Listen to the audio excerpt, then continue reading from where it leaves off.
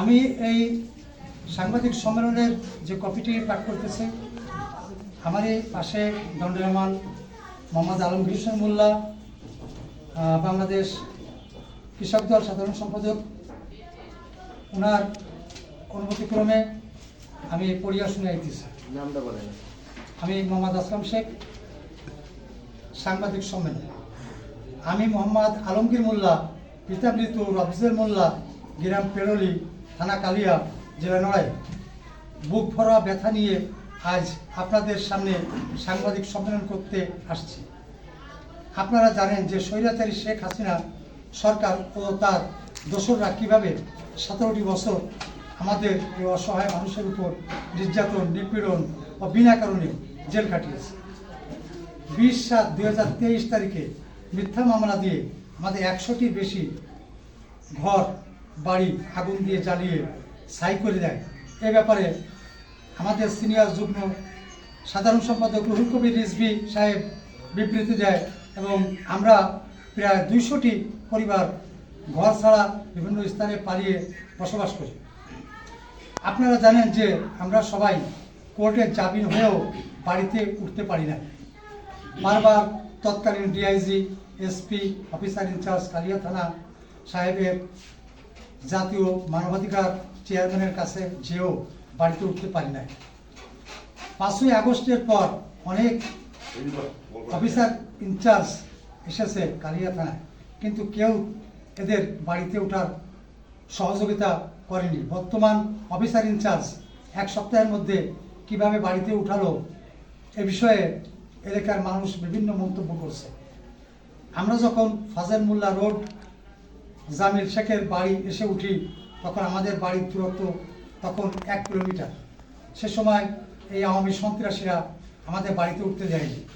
আমরা যখন 5ই আগস্ট 2024-এ স্বৈরাচার শেখ হাসিনা পলায়ন করে, তখন আমাদের বংশের লোকজন যেমন চাচাতো ভাই, ভাইপো সহ অনেকে বাড়িতে উঠতে যায়। তখন 11 নম্বর পেরোলি ইউনিয়নের যুবলীগের সভাপতি মোহাম্মদ সাজাদ শেখ, 7 নম্বর ওয়ার্ডের যুবলীগের সভাপতি নবু শেখ, উপজেলা আওয়ামী লীগের সদস্য জাফর শেখ সহ এদের নেতৃত্বে প্রায় 70 থেকে 80 জন লোক আমাদের উপর ঝাঁপিয়ে পড়ে। তখন আমার চাচাতো ভাই জাহাঙ্গীর মোল্লা, ইমরান মোল্লা, ভাইপো উজ্জ্বল শেখ, চাচাতো ভাই সবির মোল্লা সহ আরও অনেক চিরতরে পঙ্গু হয়ে যায়, যা আপনারা চোখের সামনে দেখতে পাচ্ছেন।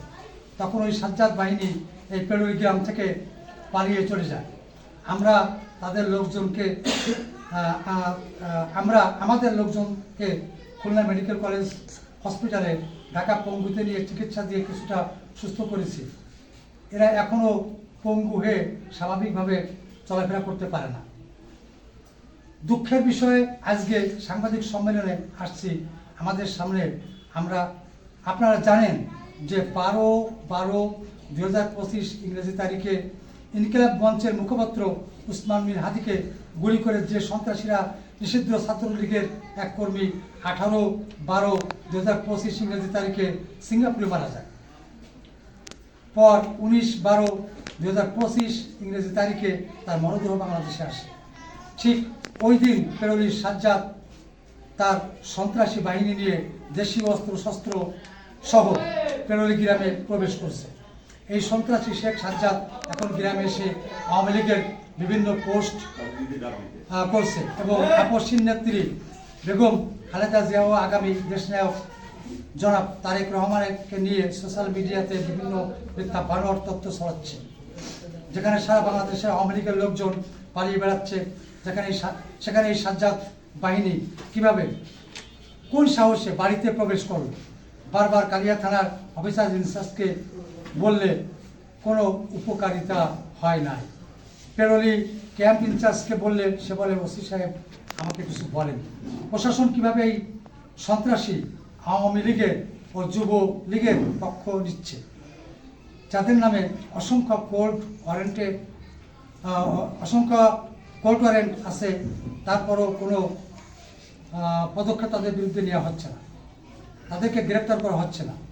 বাড়িতে উঠেই উত্তরপাড়া খাজা শেখকে মারার জন্য আক্রমণ করছে, কিন্তু দৌড়ে পালিয়ে যাওয়ার কারণে ধরতে পারে নাই। তার ভাই রাজা শেখ এর গরু নিয়ে যাওয়ার জন্য। আমি পেউলি গ্রামের পেউলি ইউনিয়নের কৃষক দলের সভাপতি। আমি আমার এই আমলিগেলারা এই 17টি বছর পিট করে মারে বাড়ি ঘরে কেউ থাকতে পারবে না, কেস ঢুকাই দেয়, মামলা মিথ্যা মিথ্যা মামলা ঢুকাই দেয়, কেউ বাইরে শুনতে পারে না, রাজভরে বিল দিয়ে বেলায় বেড়াতে আইছে। আমাদের বিএনপির অফিস ভাঙিছে, এই নবু, উজ্জাল, সাজ্জাদ, ফুরকান, লেন্টু, তারপরে ওই হাবলুস, আহাদ মল্লিক, ওয়াহেদ মল্লিক, এরা অফিস ভাঙে আমাদের মামা ইসাক কইরে মারপিট করে, মোর্শেদ ভাইরে মারপিট করে, আমারে মারপিট করে, চেয়ারদের টেবিল দিয়ে বাড়াই বড় আমাদের অফিস মধ্যে ভাঙে চুইরে ফেলাইছে, ঝ্যাঙাত পর ভাঙে ফেলাইছে। আমরা সেই সময় চিকিৎসা আমাকে নির্দি নেই। তারপরে আমরা চেয়ার টেবিল টিভি সব নবুর ঘরে, সাদ্দাতের ঘরে, উজ্জ্বলের ঘরে, মন্নুর ঘরে, সবাই ঘরে ছিল, আমরা দেখেছি, দেহ আমরা কিছু বলতে পারি নেই। সেই সমস্ত লোকগুলো আমাদের এই 5 তারিখের পরে আমার আবুল ভাই, মেজো ভাই জাহাঙ্গীর মোল্লা তাদের ত্রিপুরায় 20টা কোপ মারে। আমার চাচতো ভাই ইমরান মোল্লা তাকে গুলি করে, সে এখনো পঙ্গু। আমার ভাই বেটা উজ্জ্বল তাকেও পঙ্গু করে, তারা এখনো পঙ্গু। আমরা ওসি সাহেবের দ্বারে বললাম যে স্যার, এই হাদি মারার পরেই বলেছি যে আমলিকির লোক সব পলাই চলে যাচ্ছে, পুলিশই ধরতিছে। আমাদের উপদেষ্টা বলেছে যে আমলিকির লোক জিয়ারে বাবা শেরি ধরবা, যদি না ধরে পুলিশকে নামে অভিযোগ করলি তার ব্যবস্থাই হবে। আমরা থানায় যে ওসি সাহেবের দ্বারা যে আমরা 2 দিন গেছি স্যার, 2 দিন যায় আমরা তার সাথে কোনো সমাধান পাই নেই। সে বলে কি যে আমলিকির পদ দাও, পদ তো 3-4 জন থাকে, পদ কি 40 জন থাকবে? তা 40 জনের পদ কোথায় পাবো আমরা পদের কথা বলে। তাই বলে সেই ওসি সাহেবের দ্বারা আমরা কোনো বিচার আচার কিছু পাই নাই। আমাদের ক্যাম্পের ইনচার্জরা বলি যে আমলিকি লোক কেন ধরো না?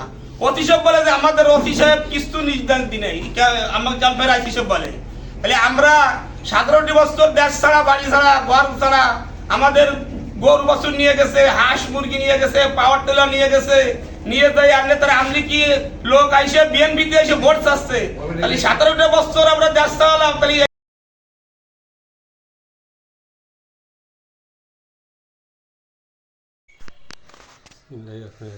আমার নাম মোহাম্মদ ইমরান মোল্লা, বাবার নাম শামসুর রহমান মোল্লা, বাড়ি পেড়লি গ্রাম, থানা কালিয়া, জেলা নড়াইল।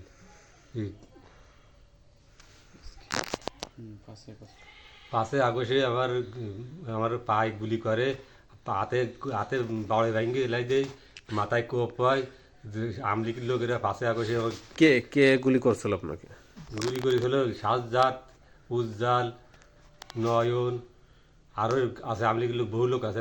হাতুর দিয়ে বাড় হয়ে পিঠে কোনো কাঁচা রেলেছে বাড় হয়ে। আমার সরকারের কাছে দাবি করতেছি, আমি এখনও চিকিৎসা নিজের গাড়িটা এখন সরকারের কোনো সাহায্য আমি পাইনি।